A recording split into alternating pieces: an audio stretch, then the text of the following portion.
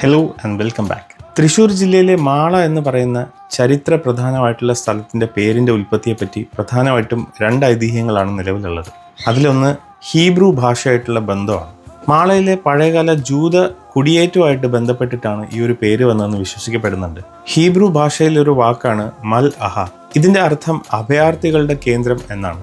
കൊടുങ്ങല്ലൂരിൽ നിന്നും പലായനം ചെയ്യേണ്ടി വന്ന ജൂതന്മാർ ഇവിടെ അഭയം പ്രാപിച്ചതിനാലാണ് ഈ സ്ഥലത്തിന് മൽഅഹ എന്നുള്ള പേര് ലോപിച്ച് മാള എന്നുള്ള പേര് വന്നതെന്ന് കരുതപ്പെടുന്നുണ്ട്. ഭൂമിശാസ്ത്രപരമായിട്ട് മറ്റൊരർത്ഥം ഈ ഒരു പേരിന് പിന്നിൽ പറയുന്നുണ്ട്.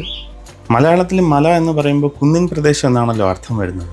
മാളയുടെ തെക്കൻ ഭാഗങ്ങളിൽ മണ്ണുയർത്തി കോട്ടകൾ, അതായത് നെടുങ്കോട്ടകൾ എന്ന് പറയും, അത് നിർമ്മിച്ചത് കൊണ്ട് ധാരാളം ഉയർച്ചയും താഴ്ചയും കാണാനായിട്ട് സാധിക്കും. ഈ ഒരു ഭൂപ്രകൃതിയായിട്ട് ബന്ധപ്പെട്ടാണ് മാള എന്നുള്ള പേര് വന്നതെന്നും വിശ്വസിക്കപ്പെടുന്നുണ്ട്. ഇതുപോലെ മറ്റൊരു ഇൻട്രസ്റ്റിംഗ് ഇൻഫോർമേഷനായിട്ട് ഉടനെ കാണാം. ഫോളോ ചെയ്യാൻ മറക്കണ്ട. Adiós amigos.